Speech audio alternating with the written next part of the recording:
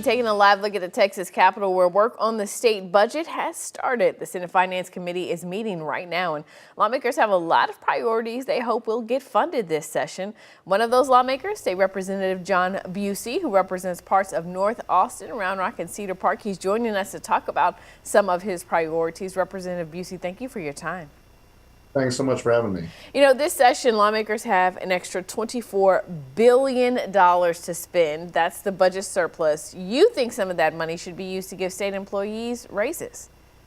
Absolutely. State employees and our retired state employees have done so much work to make Texas great, and we have not had their backs. It's been 25 years since they got a cost of living adjustment for our retirees. If you go back that far, it was $1.51 for a gallon of gas. So we've got a lot of work to do to take care of them and show them how much the state of Texas appreciates them. When you talk about the raises that you want to see for current state employees, is that across the board a set amount? What are you thinking?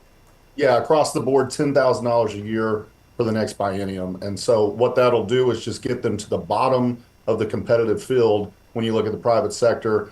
And Texas state employees, we have a terrible retention rate. By increasing their pay, we hope to not only have them, high quality people stay in the Texas workforce, but also be able to retain them for a long time. And so we need to create competitive pay to compete with the private sector. Yeah. You filed 2 bills that would address both of these things. Talk to us about how much money it would cost to achieve both of those goals of yours. Well, it's going to be a significant amount of money. When we get a bill hearing, we'll get a real number, a real estimate from the budget board. And I think what's important is the cost of not investing in our state employees. Losing people to the private sector means less efficient government for everyone, higher costs to recruit and train new employees.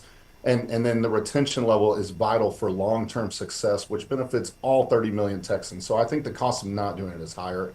And we can get it done. This budget surplus means we can get it done, and we can take care of the Texans who take care of us. You know, you held a news conference earlier today where you talked about this, and we heard from employees who talk about having to make decisions about the retirees, especially about buying their groceries or getting their medications or getting their cars fixed. This is really impacting people. Absolutely. And we're talking about a lot of Texans that are state employees or retired state employees that are really suffering. When you look back to 25 years, again, the last time we did a cost of living adjustment for our retirees, cost of gas being $1.51, think how much the housing market has changed, how much groceries have gone up, and we haven't done anything to take care of that change for these individuals. So this is a real opportunity. If we want new young workers to go into the state employee field, then they need to know that we take care of our retirees also. You know, there's another group that is desperate for a raise, and that's Texas educators. And so how are you going to, weigh trying to get these COLAs for this group of people as well as pay raises for teachers?